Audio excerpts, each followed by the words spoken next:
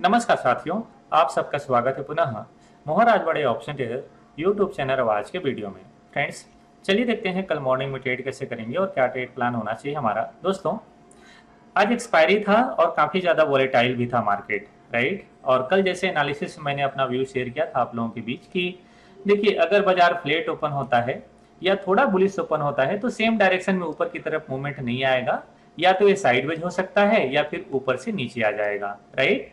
और देखिए, मेरा व्यू था कि आज प्रॉफिट बुकिंग करेंगे।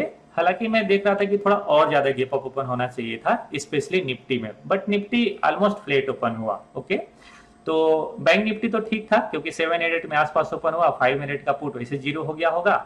और निफ्टी तो खुला, फिर 10 15 20 मिनट यहीं पर ट्रेड किया। मैंने लगभग 9:34 में टेलीग्राम चैनल में मैसेज लिखा है आप लोगों के लिए कि प्रॉफिट बुकिंग कर लीजिए। इसके बाद बहुत फास्ट गति से नीचे आया, तो अच्छे लेवल में इस बार हमें एंट्री भी मिला था यहाँ पर, और अच्छे लेवल में हमारा बुक भी हुआ। ठीक है, आज एक्सपायरी था तो बुक तो करना ही था। ओके, तो उम्मीद करता हूँ कि इस ट्रेड में आप लोगों को बहुत अच्छा प्रॉफिट मिला होगा, आप लोगों ने अच्छा प्रॉफिट बुकिंग किए होंगे। क्योंकि देखिए, इस ट्रेड में ना मुझे ट्रेड मिला ही नहीं था और ना ही मैंने इसमें पोजिशनल ट्रेड किसी को दिया था। मेरा व्यू था जस्ट कि यहाँ से 350 पॉइंट का मूवमेंट है, ठीक है, इसको हमें कैप्चर करना है। तो लगभग 250 पॉइंट तो आप लोगों को मिला यहाँ पर। ओके, तो उम्मीद करता हूँ इसमें ठीक ठाक प्रॉफिट मिल गया होगा, 12-13 हजार आसपास पर लॉट प्रॉफिट मिला होगा। अगर यहाँ चला गया हो तो और अच्छा प्रॉफिट मिला होता, बट ठीक है, कोई बात नहीं। अब कल देखिए इवेंट है, इसलिए मैं कोई रिस्की ट्रेड ले जाने के लिए किसी को बोला नहीं, ठीक है, क्योंकि थोड़ा रिस्क लग रहा था। मैंने टेलीग्राम चैनल में अपना मैसेज भी लिखा था कि कल इवेंट है, मतलब आज इवनिंग में इवेंट है, एग्जिट पोल आएगा और इससे बाजार या तो बाजार की उम्मीद के अकॉर्डिंग अगर एग्जिट पोल आता है, ठीक है, तो ये गैप अप ओपन हो जाएगा। अगर थोड़ा नेगेटिव होता है तो गैप डाउन भी ओपन हो जाएगा। इसलिए थोड़ा रिस्की लग रहा था, सो मैंने टेलीग्राम चैनल में आप लोगों को कोई ट्रेड देना अवॉइड किया, राइट।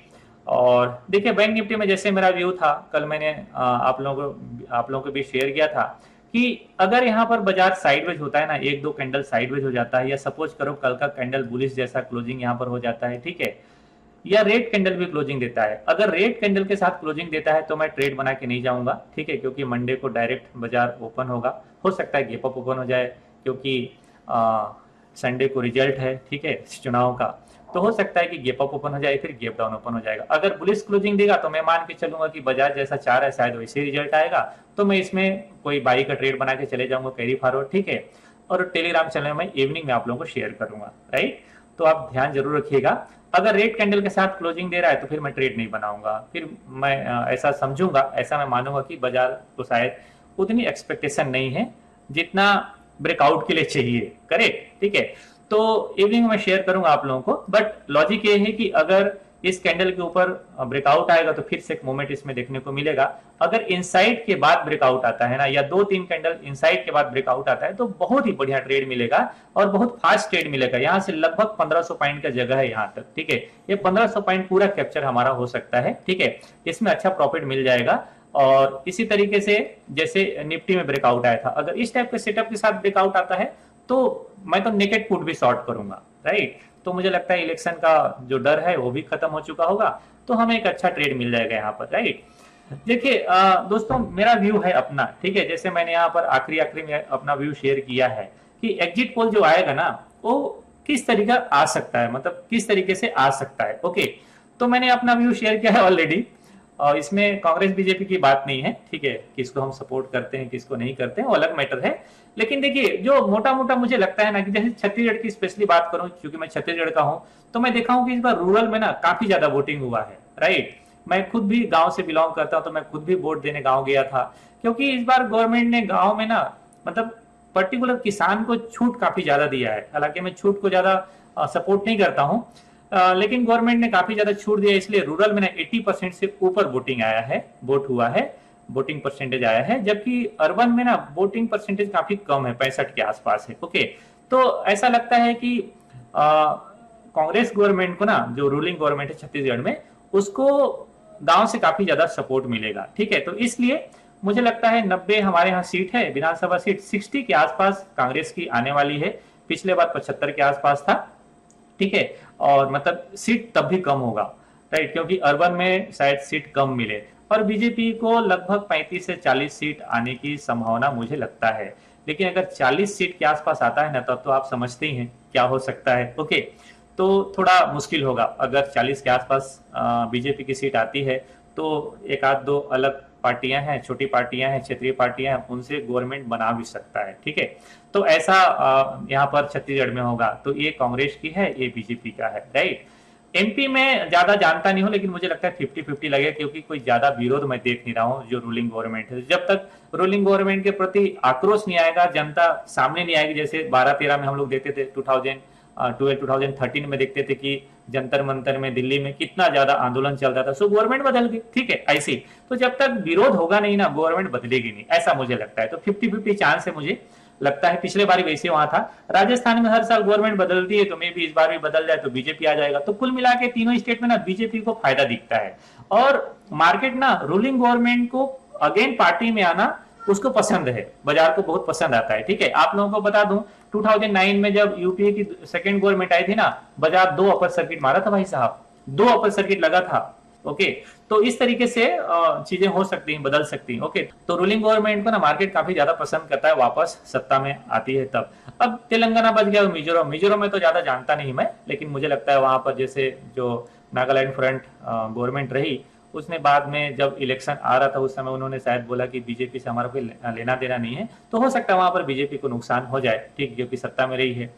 तेलंगाना में बीजेपी की सांसद हैं, वहां पर विधायक शायद 2 ही हैं, मुझे पूरा जानकारी नहीं है, तो शायद सीट बढ़ जाए। जिस तरीके से वहां पर रोड शो वगैरह हुआ है, मतलब है ना तो हो सकता है कि वहां पर बीजेपी की सीट बढ़े। तो ओवरऑल ना शायद बीजेपी को ना फायदा मिलते हुए नजर आता है। ठीक है, और मार्केट भी अच्छा मूवमेंट किया है बॉटम से।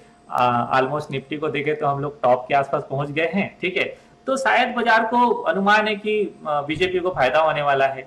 बट अगर बीजेपी को फायदा हुआ, जैसे एग्जिट पोल में बीजेपी को ज्यादा सीट दिखाया, फिर बीजेपी की गवर्नमेंट भी आई सपोज करो, तो बाजार गैप अप खुल के नीचे आ सकता है, ध्यान रखिएगा। ओके, बीजेपी आएगी इस होप से बाजार ऊपर गया है, और अगर आ गई तो फिर बाजार को और ऊपर की क्या सरप्राइज, कुछ है ही नहीं। ठीक है, अनएक्सपेक्टेड कुछ चीजें हो जाए, सपोज करो कि राजस्थान में 230 सीट है आई थिंक, ओके, तो वहां पर बहुत ज्यादा बहुमत आ जाए, या छत्तीसगढ़ में 90 सीट, यहाँ पर बहुत ज्यादा वोट आ जाए, तब बाजार सरप्राइज होगा और बाजार कंटिन्यू होकर मूव करेगा।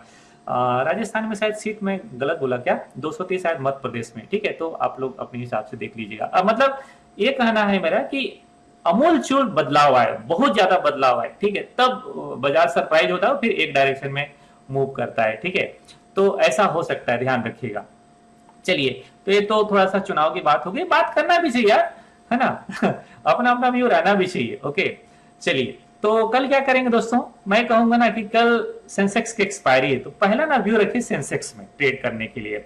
मैं एक लॉजिक आपको शेयर करता हूं सेंसेक्स का। ठीक है, पिछले बार भी मैंने शेयर किया था, आप यहां ध्यान रखिएगा ना, ये है 66,900 का कॉल ऑप्शन, सॉरी कॉल और पुट ऑप्शन। ठीक है, इनको जरा ध्यान रखिएगा। ठीक है, या आप 67,000 का कॉल ऑप्शन पुट ऑप्शन दोनों को ध्यान रखिएगा। ठीक है, ये अभी इसका भाव क्या चल रहा है, 340, इसका भाव चल रहा है 120 रुपया सेंसेक्स की। ठीक है, तो 340 प्लस 120 मतलब 460 रुपया। ठीक है, या 67,000 का, 67,000 का कॉल का भाव 460 रुपया पहले हो जाए, या पुट का भाव 460 रुपया हो जाए, ये पहला रेजिस्टेंस बनेगा। ठीक है, ये भाव ऑप्शन का, ऑप्शन के भाव में ध्यान रखिएगा। ठीक है, सेंसेक्स का चार्ट ना वैसे भी आगे पीछे चलता है भाई साहब। ओके, आगे पीछे चलता है, तो आप ध्यान रख के ट्रेड करिएगा। जब दोनों का भाव, जब 460 रुपया होगा ना, वो भाव रेजिस्टेंस बनेगा, वहां से ना या तो कॉल सेल किया जा सकता है, अगर बाजार पहले नीचे आता है तो पुट सेल किया जा सकता है।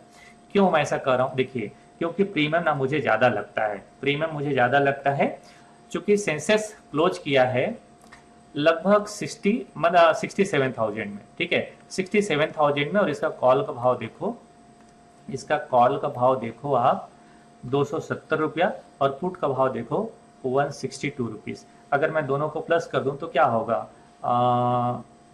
2 3 लगभग 70 30 440 रुपया, राइट, 430 रुपया ना, 430 रुपया, 430 रुपया। तो बस जिसका भाव 430 रुपया के आसपास पहले जाएगा वही रेजिस्टेंस बनेगा, राइट। तो थोड़ा इसको ध्यान रखिएगा, मुझे लगता है ये आपके लिए एक अच्छा ट्रेड हो सकता है।